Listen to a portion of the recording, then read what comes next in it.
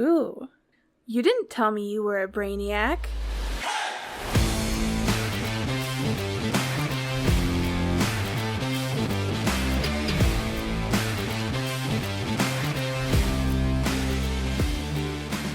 Ladies and gentlemen, welcome to LeatherBrainz. It's a different voice we're starting off with here. So if you've been listening to these episodes, you normally have this very sensual voice by one Slapdog. Slapdog ain't here. He's on his little honeymoon, which, whatever. I guess that's before the podcast, so we're going to roll with that. I'm Alan Casanova Castro, and with me today I have Scotty Del Rey. Scotty, how are you, and do we miss Slapdog at all? That's a complicated question. I think he's one of those people that you do miss a lot about 80% of the time, but the other 20% I'm like, please shut the fuck up.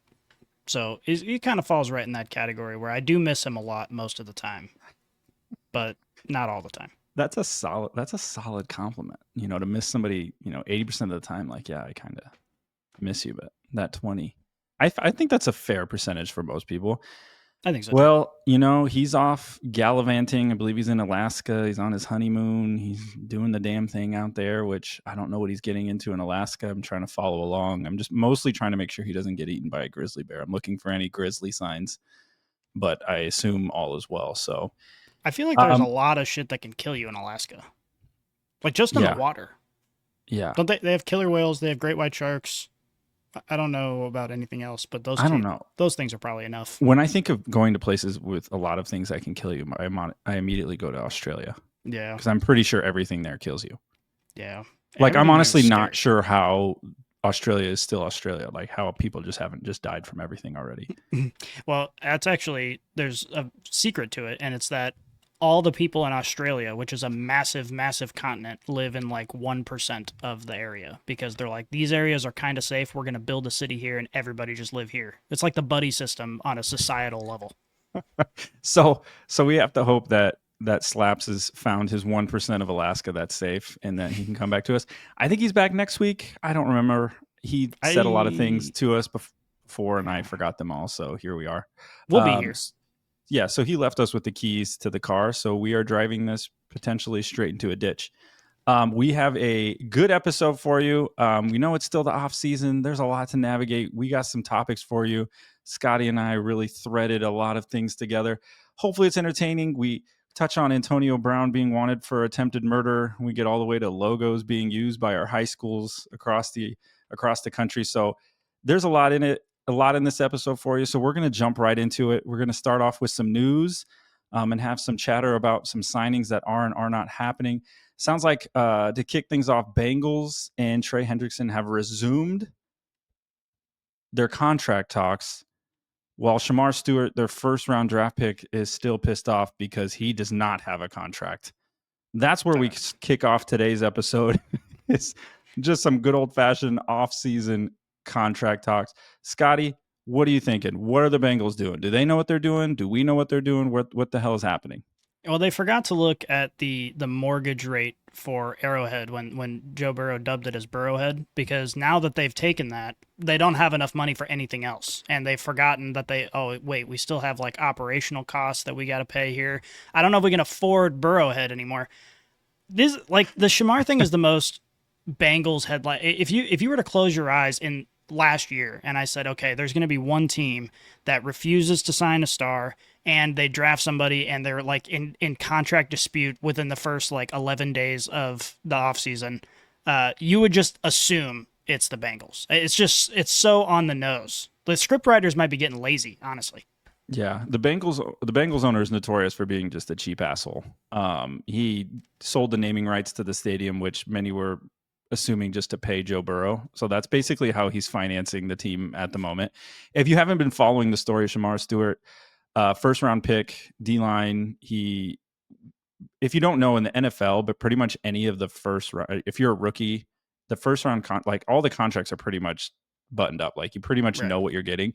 Back in the day, when you signed a first round pick, like they just entered the pool just like any other NFL team, and you had to pay him an exorbitant amount of money, and he may or may not pan out. So all these rookie contracts are pretty much set in stone. And Shamar is basically holding out because the Bengals are changing some of the language that basically lets them claw back some of the money if they find that he does some content, like he has some conduct detrimental to the team. And he doesn't want that in there. And none of the other rookies have that language in there either. And so I get it. This is just the shitty part of the business side. But the Bengals, I mean, just pull your head out of your ass. Like, I still don't know why they paid T. Higgins what they paid him. Like, you have the rest of the team to pay. Like, they're going to do the same thing where everybody's like, oh my God, this offense is so amazing. Joe Burrow is the best thing to ever exist. If he just had help on defense, it's like, yeah, it's your front office. Like, they literally are the people you need to talk to about getting the help on defense. And here they are with 2 star defensive players, potential star in Shamar, and there's still giant question marks. It's still just very perplexing to me about how the Bengals are navigating assembling this team. So I guess I haven't heard enough. I know we've been talking about this kind of in-house, but it's the off season. I don't catch every headline. So I've only caught like the Cliff Notes version of the Shamar Stewart story. So he didn't do anything yet. This is like preemptive. Like he it's walked all in. preemptive. Yeah, he's never done anything. It's just basically they're like, hey, just in case. It's almost like a prenup. They're basically asking him to sign a prenup. And if you've ever, I mean, I've never been in a financial situation to have to need any prenuptial talks, but like they're almost like, hey, in case this goes south, we want all the money back. He's like, what the fuck does that mean? Well, it's just interesting that, like, because you mentioned it, like none of the other rookie contracts have this sort of language, or at least nobody's making a big stink out of it. So what happened that made them like be like, okay, this one guy, we got to change this? Like, did he walked into the building and just started, lighting a Molotov cocktail in the hallway? Or like, I don't understand what could have possibly happened to make them so concerned. Yeah, I don't know. I don't know either. I think I would be more apt to say like, Shamar, just get your butt in the building. Like, you're a rookie. But the fact that Hendrickson's also struggling to get a deal done, it's like where there's smoke, there's fire. It's like these two things can't be mutually exclusive. There's obviously something going on in that front office that's leading them to like totally fumble these contracts and negotiations and whatever's happening. So who knows? Hopefully, if you're a Bengals fan, this gets sorted out rather quickly, because at this point in time, you have 2 of your bigger pieces on defense, at least for the foreseeable future, that are sitting there not practicing, not a part of the team. There was an interview with Joe Burrow, and he came out and just basically said like, hey, yes, this is a distraction. This is the unfortunate side of business. So, I mean, they're getting asked about it. The locker room's getting asked about it, but we'll provide more updates when they come, or when the Bengals figure out how to do contract deals. I'm sure ChatGPT should be able to help them navigate those.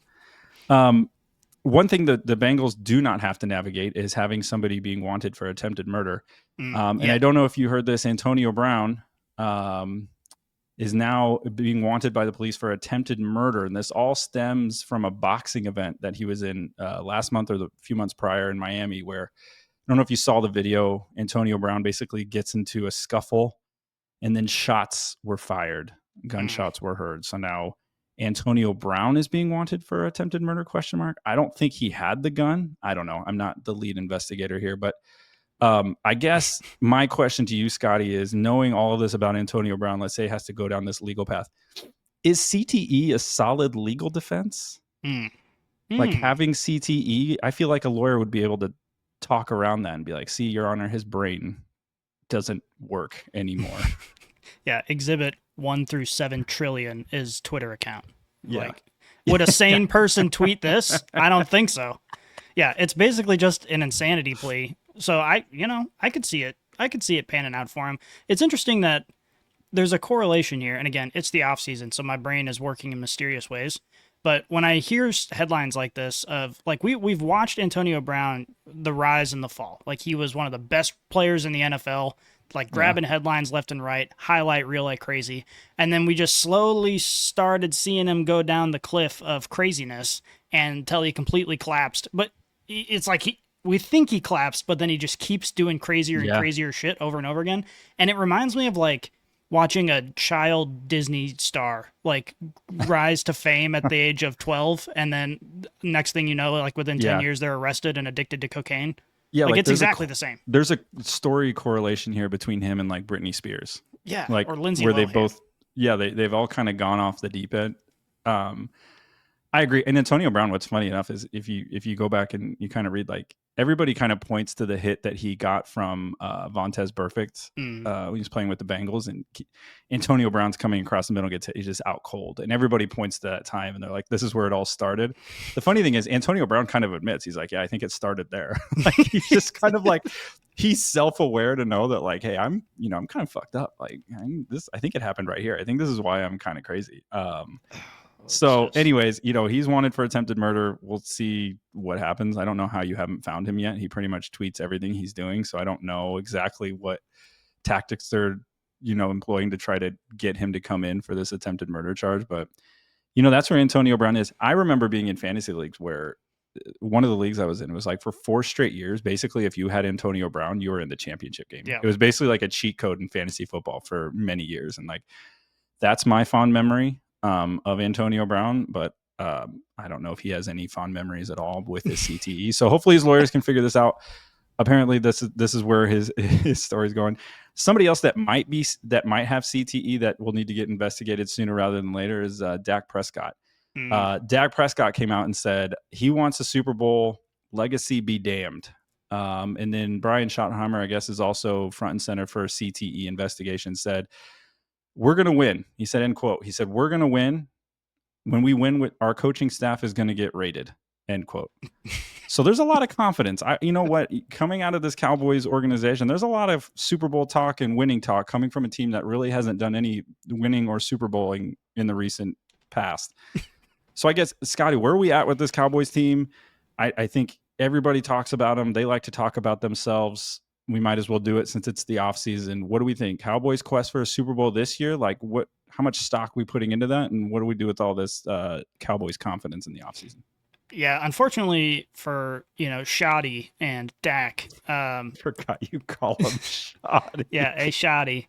I think they might be underestimating just how difficult it might be to win a Super Bowl. Like, the Cowboys have done a very, very good job of looking like a semi-competent football team up until, the moment it matters. And then it seems like it all falls apart. And then, you look at last season and inexplicably, this team just completely fell off the cliff.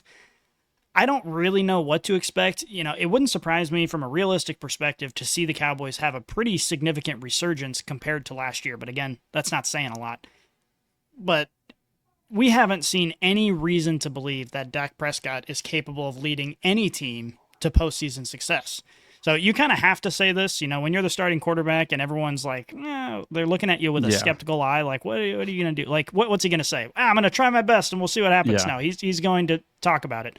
But this Cowboys team is kind of like an enigma, and really it all starts with the distractions that are routinely caused by Jerry Jones. And, whether it's just him trying to talk to the media and sounding insane, or whether it's him making boneheaded moves in the offseason, like, it really does start from the top down, and this organization just seems like it's in disarray. And of course they have talent. I don't think they've paid Micah Parsons yet. That's still kind of looming over them as well. Still lingering. They're in the Bengals school of contract negotiations right now. Yeah. I don't know. Maybe Micah Parsons needs to send Jerry Jones some dick pics, get into his good graces. We all know he's a fan of that. It's the offseason because this came out, and then Chuba Hubbard of the Panthers came out and said, like, our goal is winning a Super Bowl this year. And it's like, isn't that kind of like why we're all here? Like, everybody's goal is to win the Super Bowl. Like, isn't that pretty much what we're all doing? Like, everybody's gearing towards that. Like, I appreciate the talk, and it's all like coach speak, like, we're focused on one thing and that's winning a Super Bowl. It's like, well, yeah, no shit. But like, there's other things that get you there. What's funny enough is, I don't know how much stock you put into the FanDuel Sportsbook, but according to FanDuel Sportsbook, no free ads, but that's what I'm using. The NFL, the Super Bowl betting odds right now, Cowboys are at plus 3,800, which is behind teams which is behind teams. So they have worse odds according to FanDuel than the Chargers, the Broncos, the Buccaneers. That is basically what the betting populace is thinking of this Cowboys team, is that the Broncos are more likely to make the Super Bowl right now than the Cowboys are. And I would agree. I think the Broncos are probably a more well put together team. So I think most logical people could draw that out. Let me ask you this question, because I think Super Bowl, I think we understand. I think if the Cowboys made the Super Bowl, this year, you might as well make like a Disney style movie about a magical run. You know what I mean? Just like how a team came together and like you go ahead and, sell it to whatever movie company wants to make it. But I guess the question I'll ask is, are the Cowboys, I think the Cowboys are probably more likely to finish third in their own division than they are to be even anywhere close to the Super Bowl, right? Because they're not, the Eagles and the Commanders are pretty much, they're like light years ahead on paper and kind of obviously how they produced last year, but like they have bigger fish to fry, right? Than talking about Super Bowls. Yeah, and honestly, a big thing in sports that nobody really understands, but everybody acknowledges is real, is momentum. And if you're talking about from a momentum perspective, the Cowboys are like the least likely team to win a Super Bowl. Like you put them in league with the Giants, and I don't know. When you're talking about most likely to win a Super Bowl, you're talking about these teams like the Chargers and the Broncos. You're like, okay, are you more likely to get struck by lightning or get eaten alive by a school of piranhas in your pool in the backyard? Like none of these things are going to happen. So you're kind of splitting hairs at that point. But I don't know. I think it is kind of an interesting discussion. I still think that the Cowboys on paper, and we have to put last year out of our minds a little bit because maybe it's an anomaly. Maybe there was something going on that caused them problems, but they have seen a lot of regular season success, more so than these other teams. Yeah. But again, it goes back to momentum. You talk about the Chargers and, you talk about the Broncos. Maybe not the Chargers as much, but the Broncos for sure. There is undoubtedly hope. Oh, yeah. There's undoubtedly momentum. There's confidence. Yeah, when you're preparing, yeah, you're absolutely right. There's confidence. I would say that the interesting case study to this is like how the Eagles ended the season before, losing at Tampa Bay. The season completely unraveled. People were calling for Sirianni's head, and it looked like in total disarray. Now the Eagles, which not the same as what the Cowboys are doing. The Eagles signed probably one of the best football players on the planet in Saquon Barkley to kind of like right that ship. But that gave them confidence, right? Like there was something that gave them confidence. Even as Jason Kelce was retiring from the Eagles, and they signed Saquon, he was kind of like, maybe I come back and block for this guy. Like I could probably do that. But it's so I would agree with you. I think largely like I don't think the Cowboys have done anything in the offseason through the draft, through anything to give anybody any kind of confidence that like, hey, this ship's going in the right direction. But hey, you know what? Confidence in yourself is a lot. So maybe the Cowboys can put it together. 4 teams that are at the top of this Super Bowl betting list. And maybe we can just do a quick like pulse check of how we feel about these 4. I will include a 5th because they're kind of fringe according to these betting odds. But the top 4 betting odds are the Bills, Ravens, Chiefs, Eagles, and then a close-ish 4th would be the Lions. I guess out of those 4 or 5 teams going into this season with what we know right now, like which one of these teams do you feel like, you know what, I'm most confident in their ability to get back and win it? It's kind of interesting because they're all there for different reasons. We talk about the Eagles, and I put the Eagles in the same camp as the Lions. It's not necessarily the brilliance of the head coach that is making you have confidence in them, but it's kind of the whole package. Like they both seem to have a little bit of everything, and above all else, both of those teams have, in my opinion, the 2 best rosters in the NFL. When you include stars and you include depth, overall roster composition is where the Lions and the Eagles shine. So it would not surprise me if either one of those teams are vying for a Super Bowl in the 2025-2026 season.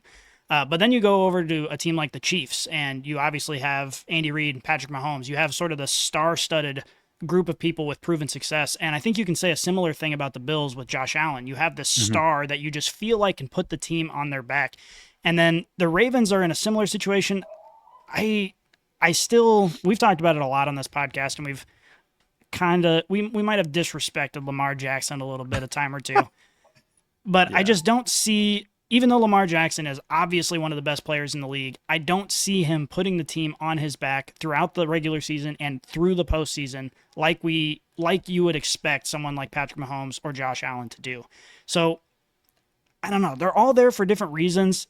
All of these teams are good enough that it would not surprise anybody if they're vying for the Super Bowl. I agree, and I know one of our LeatherBrainz here, MK, he'd be appreciative. The Rams are right after that group as far as like potential odds to win the Super Bowl. And I would agree with you. I think the Eagles and the Lions, the tops. I think what happens in sports is we are so much what have you done for me lately that everybody goes back to that Super Bowl where Eagles just absolutely kicked the shit out of the Chiefs. Like there's no way around it. It was an ass kicking.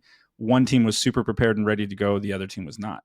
And people look at that and they say, you know what? I don't think this Eagles team can lose ever again. You know, this might be the greatest team we've ever seen. And I think what you failed to acknowledge by saying that is that the Chiefs got to the Super Bowl with very glaring weaknesses on the offensive line that all came to fruition. The same thing happened with the Bucs.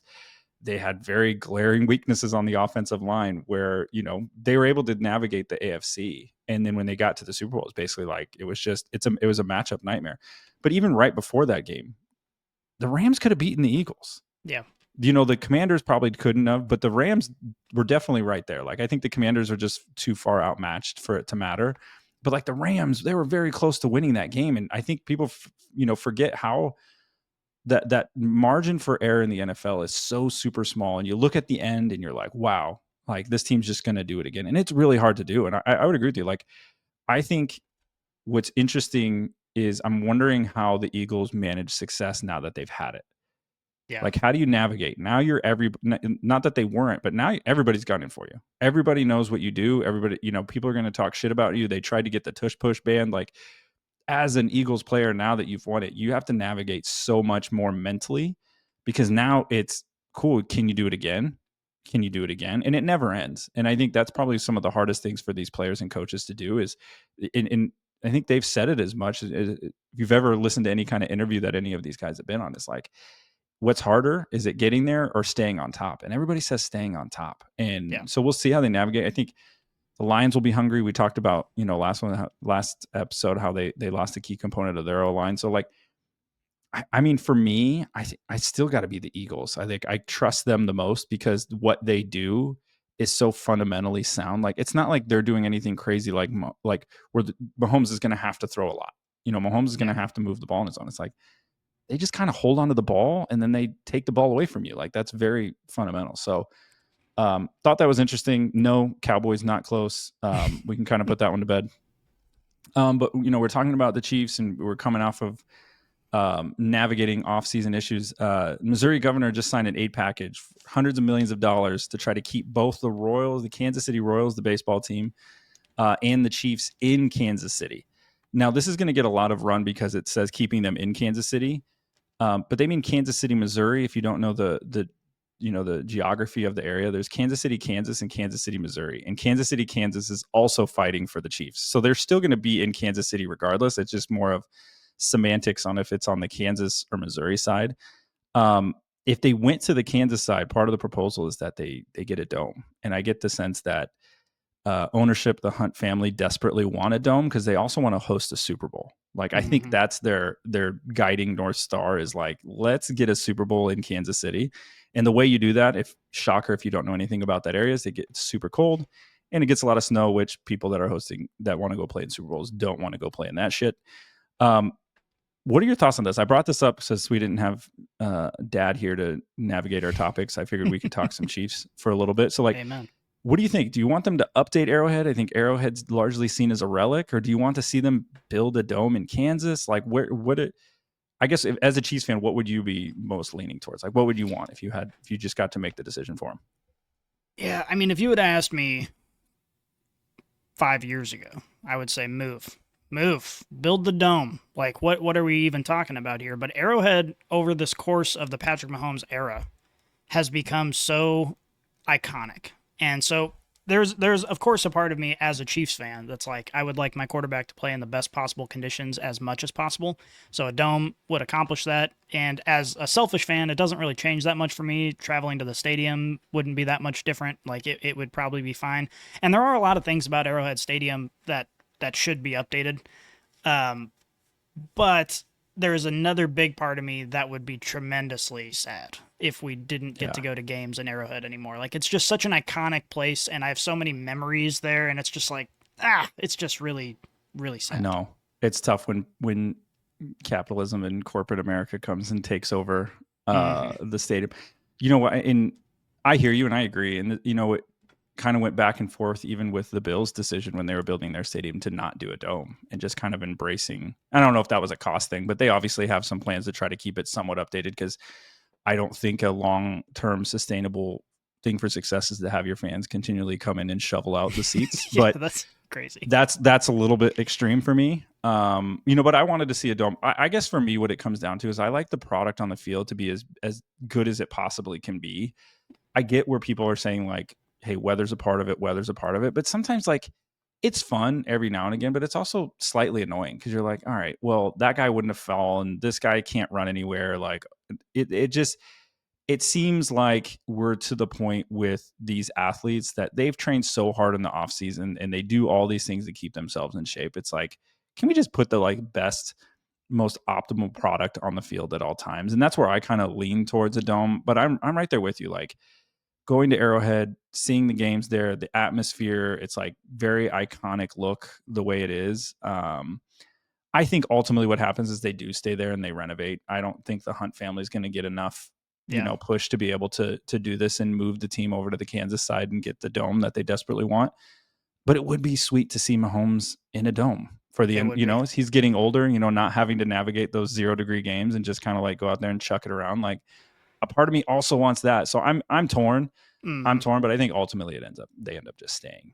Yeah, I think that's the most likely. I mean, again, with the iconic status of the stadium and the run that they're on right now, it's sort of like don't fix it if it's not broken, and they've been winning so many games, and it's like, why do we really want to do this right now? Yeah. And the other thing, I think all NFL fans would agree that watching games when there's a foot of snow on the ground or there's like a monsoon going on is a lot of fun, but it's sort of like eating ice cream for dinner. Like it's fun to do sometimes. It's not fun to do every single week all the time. Yeah. So like there should always be some stadiums that are subjected to it, but I think generally speaking, the more often we get actual football being played, the better.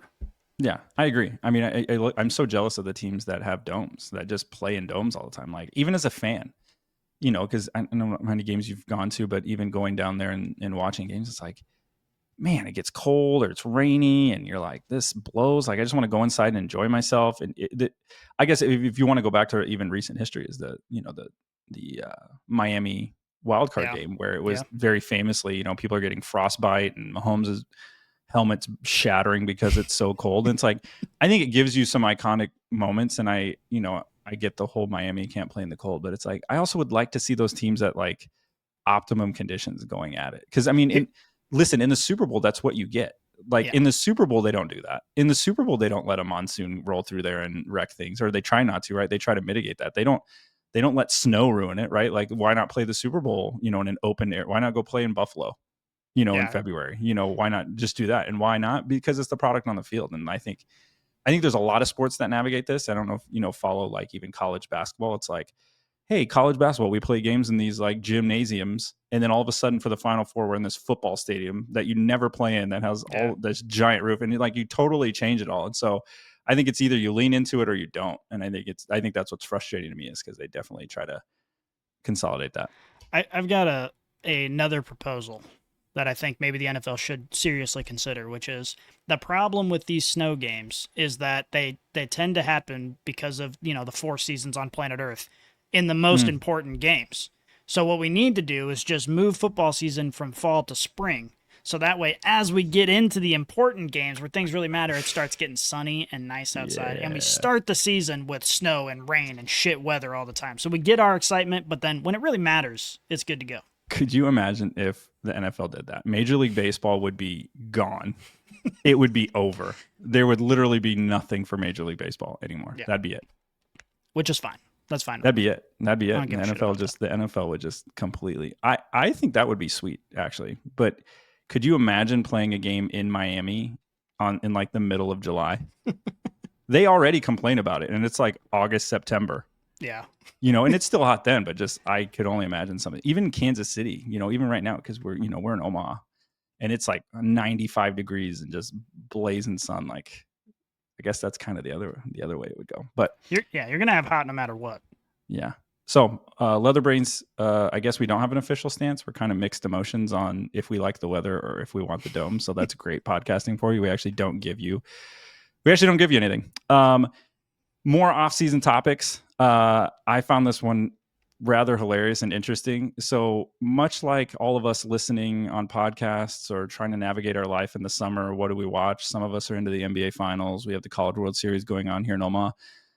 It looks like Reddit users are also trying to fill the time, and NFL subreddit is a great place to just peruse if you never have. But there's a user on Reddit. He goes by Brian Linz. I'm sure it's Brian Lindsay is probably his name, but I just said that out loud, so whatever. Basically, I don't know if you've been following this. I found this one fascinating. So basically, what this guy is doing is he's going state by state and trying to find the logo of every high school in the state, and he's trying to find out which of the NFL logos is most used across the United States in our high school system. So he's looking at every high school, looking at their logos, right? So he's going, what's the logo? And it's the actual logo itself. Right. He's only in Arkansas right now. So he's literally will do a post every day where he's just kind of like, all right, here's Arkansas. Here's the schools. Here's their mascots. Here's the tally. Super like one, probably go, I don't know if he has a job. He might want to consider it. This seems like something that AI could do in like 5 seconds. Maybe, but this is hilarious. I think it's hilarious watching him because it's like, honestly, you should go look at it because you appreciate good grammar and just like good write-up. It's like the worst. It's like just an endless stream of conscious onto a post. It's hilarious. Okay. But out of this, as I've been following it, because I thought it'd be funny. So he's in Arkansas right now. He just did it. But he tallies. He keeps a tally. So I guess what do you think would be the top 2 most used NFL logos across the country? You think of all the NFL teams. Which high schools across the country so far do we think? So far. So it's only in Arkansas, right? Yeah, it's so through Arkansas right now. Relatively warm weather place. It's not tropical, so you can eliminate like the Dolphins. So it's not going to be that. I'm looking through. There's a lot of high schools. Remember, if you think about how many high schools are in each state, like quite a bit. Yeah. I'm trying to think of the most like universal logos. You know, a universal one that jumps out to me is the Jaguars logo. Because, you know, no state has wild Jaguars running around, so it seems like any state could use that logo and be fine. So the Jaguars logo jumps out at me. The Broncos logo jumps out at me, but I feel like the high schools are like hyper fixated on birds. I feel like there are lots of birds. So the Ravens logo is particularly interesting to me because you can use that logo and call yourself like any bird, pretty much. Think simpler. Think of bird helmets that we have in the NFL, but think Eagles. Simpler. Eagles are number 1 so far of their logo being used on helmets and on schools. The Eagles are number 1. That's kind of a sick. They have like the wings on the helmet. Just like the wings on the helmet. That's kind of a sick design for a helmet. It is. The other one too. When I say it, you'll be like, "Oh, no shit, duh." We actually have a high school near us that uses this logo. Okay. It's a private school. It's a Catholic school. Private Catholic school. High school that uses this logo. I don't know. I can't think of it. The other logo is Green Bay, just the G. Oh, just the G. Yeah, so the Eagles helmet, which I think is iconic, like that helmet is just sick. Like it's just a super intimidating look for a logo. And then the G, which is like the least intimidating look, but I'm pretty sure it's the most cost effective. Like let's just grab that G and just like Microsoft paint some different colors in there and move on. Like I'm pretty sure that for budgetary reasons, a lot of these schools do that. So so far, those are the top 2. I don't see it changing from that. Right after that was the Patriots, which I thought was interesting. Surprising. Yeah, I thought that was super interesting how that was being used as well. But I mean, we'll do a pulse check maybe later if we ever run out of content or shit to talk about. We'll talk about it. But I thought that was fascinating. The bridge topic to this and why I bring this up. What are your? I guess I don't know if we've ever talked about this. What are your favorite NFL jerseys? Like if not like the Chiefs aren't even my favorite. Like I like the Chiefs, but I don't think their jerseys are like my favorite at all. Yeah, I mean it's not going to surprise you to learn that I am kind of an old head when it comes to jerseys. Like I like the classic looks. Let's maybe start out on the other side. What's your least favorite? My least favorite? I think there are a lot of potential on that one. Like the Browns have got to be up there just because who the fuck chooses brown as like your primary color? They're not my favorites, but I don't hate them. Yeah. Like also, those are in a weird spot. They're iconic. Yeah, they're classic, but they also look terrible. I would say probably the Titans.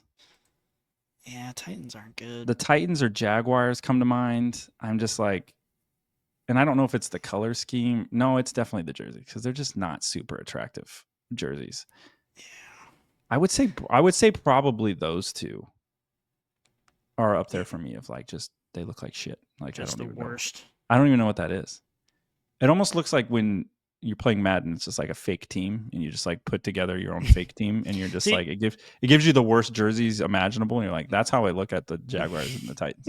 That's how I feel. That's the same argument I was going to use for my least favorite, which is the Bengals. I feel like the Bengals is just gross looking. Like there's just too much Just going. too It busy. looks like a UFL team would use those jerseys. It doesn't look like an NFL jersey. And like the helmets, it's just weird. There's too much going on. It's just too busy. I will say when they do their white and black, the black and white look, that is pretty sick. I like that Yeah. look a lot. I think it looks really good. Okay, so Bengals is your worst. I see Bengals kind of middle of the road. I kind of like it. I do agree that it gets very busy. What are I guess top two then, or do you want me to kick that off? Do you need time? I needed time to think about it because the two jerseys that immediately came to mind are division rivals of ours.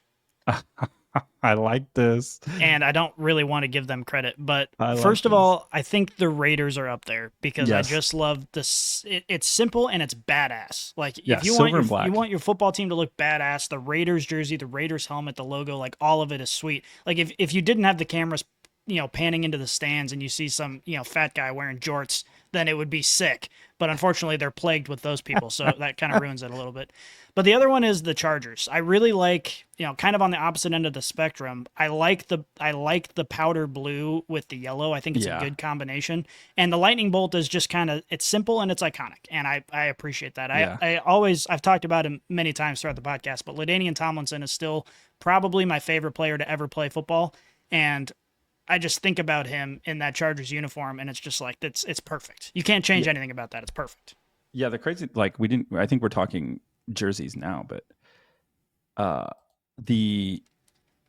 think if you incorporated like the old school throwbacks, that further complicates things because then you get like the creamsicle Buccaneers jerseys, or you get the old school Seahawks jerseys, and you're like, oh, those are sick. Yeah, the color schemes are sick. Okay, so my favorite, I agree with you. First one I thought of was the Raiders. I was like, that's just such a badass color scheme, and it just looks so good when whether it's the whites or the blacks or however they're doing it. Mine, I don't know if you would have probably have guessed this. I actually really like the Vikings, and I don't know why. It's just that purple. I don't know why. It looks different. It looks good. It looks good with that stadium. I like the whole vibe. I think they're one of those teams that really like embraces that area, like Scandinavian and kind of like being up there in Minnesota. Like I think everything just kind of fits. I think the Vikings, the Raiders. If I were to go old school, like the old school one, I still think those Buccaneers, like creamsicle ones, are still probably like one of my most. Which is weird, and it's weird for the Vikings too, because like if I was in a boardroom and some intern came to me and said, "Hey, I got a great idea for our new jerseys," and we're like, "We're gonna do creamsicle," I'd slap them in the face. Like, what the fuck are you talking? Or like the Vikings, like, yeah, we're badass Nordic people who wage war on people. Well, let's do purple. Like, okay, what are you talking about? But it works. It just works inexplicably. Yeah, it does. It does. The honorable mention too, I think the Bills uniform's growing on me. And I know that's probably sacrilegious for us to sit here and say how much we love the Raiders and Bills uniforms, but it is what it is. All right, Scotty, you had a topic on here. I'll let you kind of run with this one based on a USA Today article. What do you got for us? Yeah, so I read USA Today because I'm very informed and smart genius, and I stumbled upon a NFL article, which was surprising because I was reading about the economy or whatever. But in this article, the author tried to rank from most likely to least likely all the teams that lost their division. Which one is most likely to win their division in 2025, or not likely, I suppose. So obviously it's the 8 division losers. Which one is most likely to win? So they ranked division? them. They ranked them from 1 to 8. Losers, they ranked them all and said, this is our confidence level and their ability to Right. win it after. And is it coming in last? So they were in last in their division to end 2025? Yes. Okay. Correct. Okay. Or in 2024. Or 2024. Okay. so they were last. Okay. Do you want me to? Am I supposed to? Do you want me to guess which is the top, or we just want to walk through like what this I don't author give a said? shit what the author said. I want to hear what you say. So, I don't care about this bozo. I want to know what your opinions are from ranking these, because I have a feeling that the first couple and the last couple are pretty obvious to everybody, but I think there is some room for significant debate somewhere Yeah. in the middle. Yeah, number one for me, and it might just be the hype train that we're on at the moment, is the Bears. That's number one. Interesting. Okay. I like the Bears. I think that division is still ripe. Like as much as the Packers and Lions are thought to have figured it out, like I think there's still I think there's legitimate holes. And I know that the Bears always win the offseason. They always do. I would say it's like the Bears or 49ers for me. The 49ers are on there. They do this yo-yo thing where they win the division, go to the Super Bowl, or then come in last and draft really high and figure everything out and get everybody healthy and come back and do it again. So they're probably on that next swing of like, all right, now we're going to win it all and look badass. But those are the two from the NFC that stood out in my brain. From the AFC, it's really hard for me to see any of those last place AFC teams actually doing anything considerable to even come close to winning it. Especially I agree. Considering how competitive a lot of the AFC divisions are. Well, and that's interesting because you say that the AFC divisions are competitive, but we're sitting here talking about, well, the competition's pretty freaking close in the NFC. Like any one of these teams that came in last place might come in first place in the following year. For me, it's the 49ers hands down as the most likely. And it's just because, obviously every division's tough in the NFL, but we've seen the 49ers have sustained success for a long period of time. Last year, they were derailed largely because of injuries more than anything else. I think that this roster is still very, very good, and I have a lot of faith in the coaching staff. But I would put the Bears up there as well. I would still say the 49ers are more likely, but the Bears, they just got to prove it. I mean, we can sit here and hype up the Bears for 10 straight years in a row, and we might have to do that. We might, but they just have to do it, and they're in the toughest division in the NFL, and I don't see the Bears beating out the Lions for that spot. I just don't. I think the Lions are almost guaranteed to win that division, and when you're talking about the hardest division in the NFL, that's saying a lot about that team. I have a lot of faith in that team. You know, when I was looking at this and kind of thinking about, worst to first and how, the NFL really does cater to teams that finish last. Like they definitely want the parity. They want these teams to be picking really high draft picks. They want them to, they get a better, quote unquote, better schedule. The NFL does a lot of things for these teams that do come in last, which like I think just reiterates and underscores like how difficult it is for these NFL teams to sustain success for long periods of time. And so I think the Bears, I just want the Bears to be a thing. Me too. I know we have a lot of listeners that would probably like them to just that stadium to explode and that team never to exist. But I just like really want them to be a thing because I think it just would be such a great story. We'll see what happens. I think on the AFC side, I mean, I know we got to touch on it. Like Patriots, Raiders, Browns, Titans. Like, maybe the Patriots. Maybe like if something catastrophic happens to the Bills and you have some significant injuries, and maybe the Patriots. I don't know, but see, even that one, that feels like I'm just like really reaching. I don't know. Of those four, I guess, what would you think is most likely to challenge it? I say like, let's say like week 12 or 13, they're like right there. You're like, oh shit, they might actually win this division. Like which of those four teams would make the most sense to be in like even that position? Yeah, these are four teams that are in the category of you would be tremendously surprised if they find like any success. The Patriots are less so there because again, they have the momentum a little bit. You're a little bit more optimistic about their long-term outlook, but I don't know that translates to immediate success in this upcoming season. The Browns are also interesting because their quarterback room is just such a clusterfuck that like, okay, maybe one of these rookies that they drafted, maybe Shador comes out and is like the greatest quarterback of all time. And the Browns kind of have a lot of talent on the team. They do. It's just they've been dragged down by Deshaun Watson for so many years that nobody expects them to do anything. So I think ranking like in terms of surprise, I wouldn't be surprised if the Patriots are a pretty damn good team this year, especially compared to where they've been the last couple seasons, with the coaching change and with taking a step in the right direction with Drake May. The Browns, I wouldn't be so surprised because by the time we get to like week 8, we're going to know if this team has something really special at the quarterback position. I don't think that's going to be the case, but if that does start to come to fruition, it's going to be really obvious really, really soon. Everyone is talking up the Raiders. Obviously Pete Carroll and Geno Smith. I've seen so many people who are like, oh, this team's going to take such a big step forward. I don't see that. I mean, they're definitely going to be better because they have a quarterback who can kind of play quarterback, and that makes a big difference. But I just don't see this team having success in the near term at all. I would be very surprised if they're competing at any high level.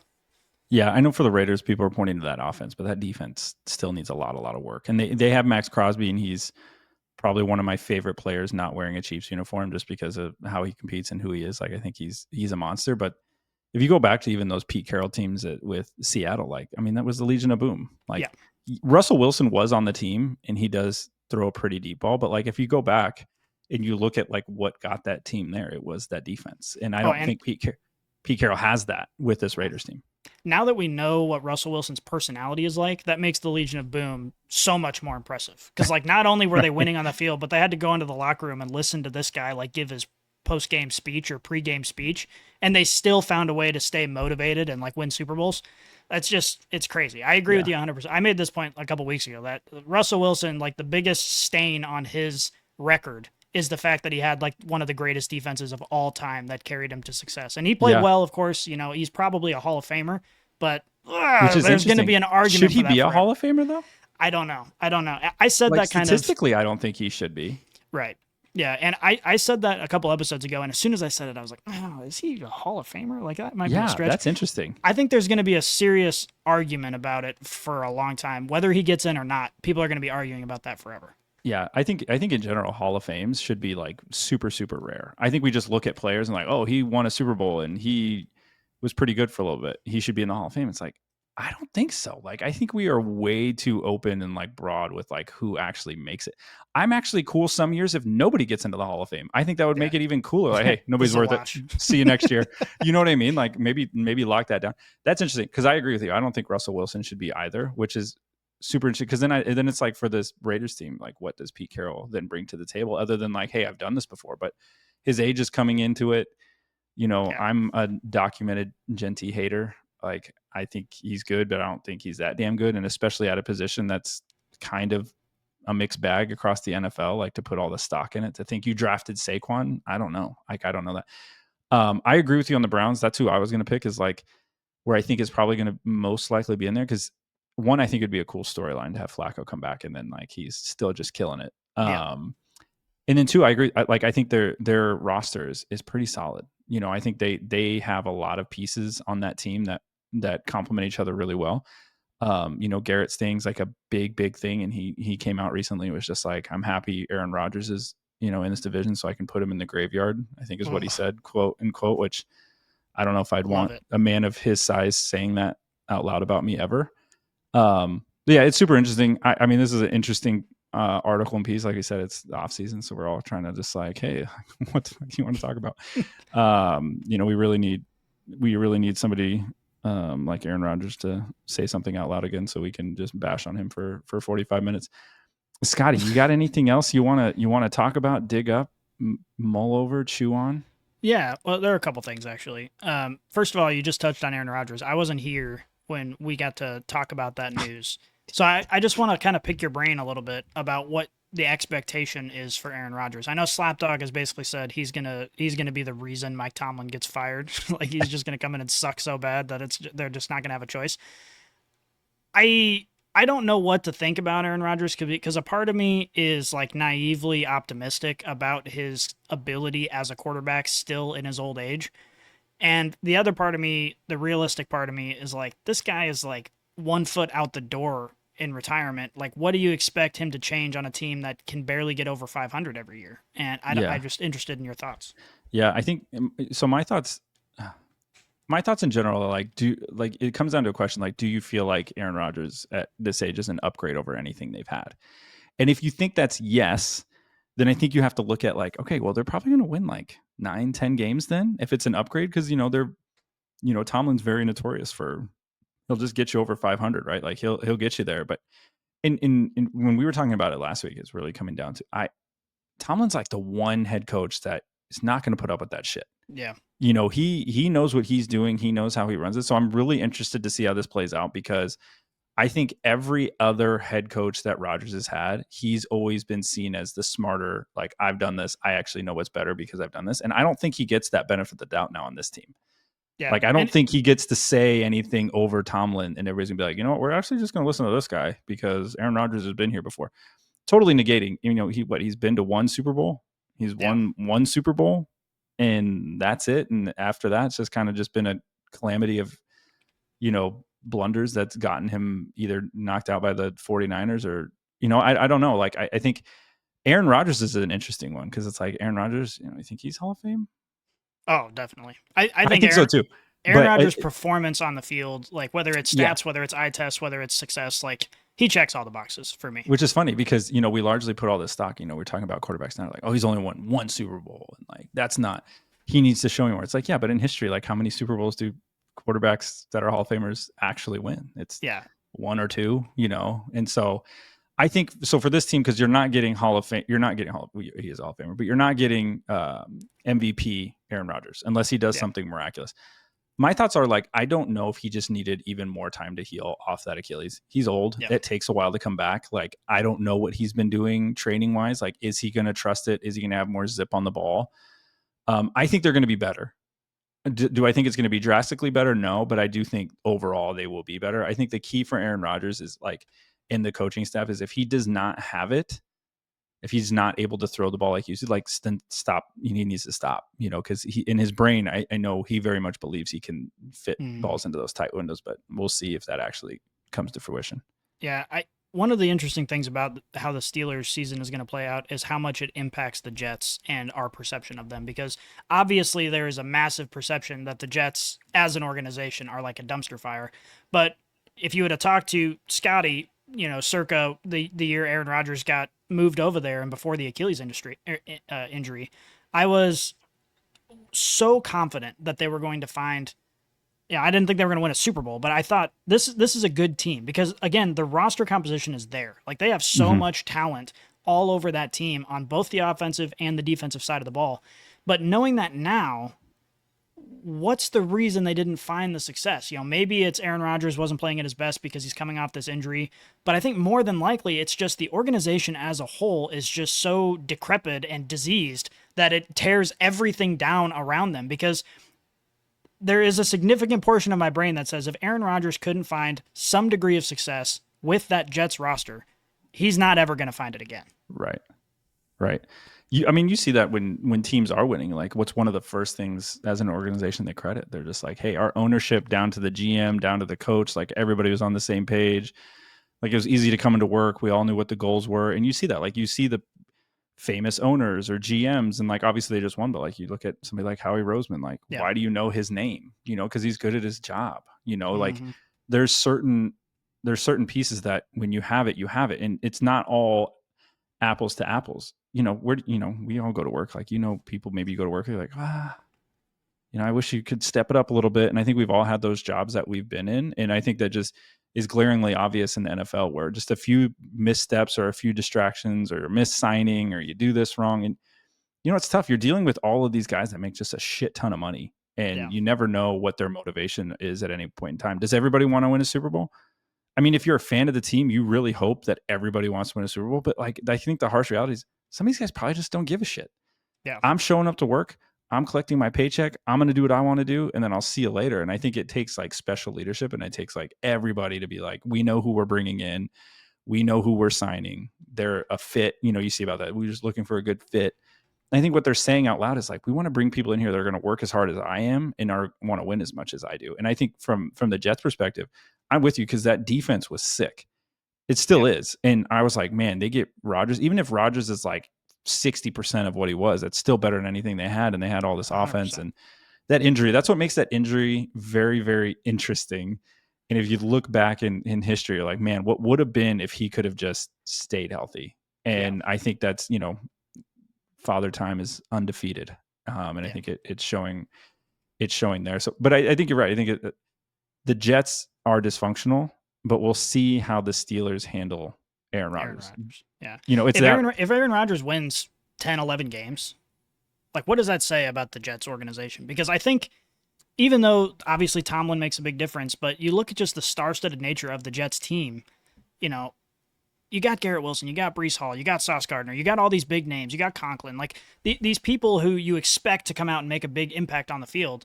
And then you goes to the Steelers and it's like, well, okay, there are some names, but I don't know if the star nature, the star power is as high. And you find more success there, and significantly more success, because remember the Jets was a total and complete failure at every level. That says a lot. Yeah, I think Tomlin's one of the, best NFL coaches of all time.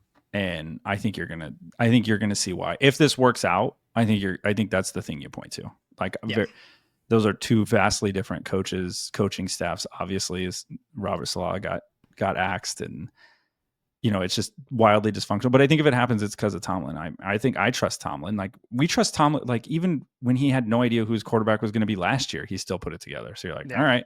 So you know what you're getting. It's just, will Aaron Rodgers show up and row the same direction as everybody else? Tomlin is one of those coaches that just has a floor. Like, what the floor is, and it's not going to dip below that. And the ceiling is unlimited, but the floor is stable, and it's not moving. So I guess to round it off, what's your guess? What are they going to go? How many wins for the Steelers? I'm going to say 9. That's exactly what I was I think 9. 9 feels right. I think if they obviously one, a couple things here or there could make it tip one way or the other, but I think 9 feels good. Like, I think if I'm a Steelers fan, I think, we always say, like, it's got to be frustrating to be a Steelers fan because you know exactly how your season's going to go. Yeah. You're going to kind of be there, kind of not. You're going to make it to the playoffs and get beat. And it's like, I feel like that's kind of what's on the table for them. I think the thing for everybody right now in the AFC is, like, it's just very, very tough. They're a very, very capable team. The Bengals didn't even make the playoffs last year. Yeah. And they were seen as one of the better teams in the AFC. So I think that's the only thing that's just the variable, is just like these other teams in the AFC that are just like wildly, wildly competitive and have very, very, very star-studded quarterbacks. Yeah. That's all I got. All right. What a great episode. Appreciate you all joining. Do not forget to like and subscribe. We're on all your socials. You can find us on Spotify, YouTube, I don't know, anywhere else. Apple Podcasts. Apple Podcasts. X.com, the everything app. We've got 40,000 brainiacs who care about what we say on a daily basis.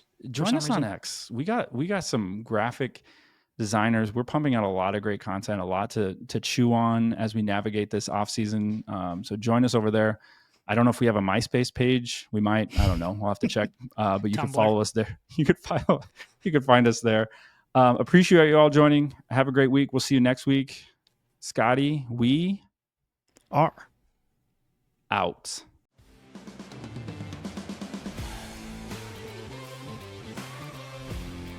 If you enjoyed this episode, make sure you tune into our new releases every week on your favorite podcast app. Follow us on Twitter, Instagram, and Facebook, and check out LeatherBrainz.com for all of your fantasy football needs. And remember, Brainiacs, a championship should be more than a fantasy.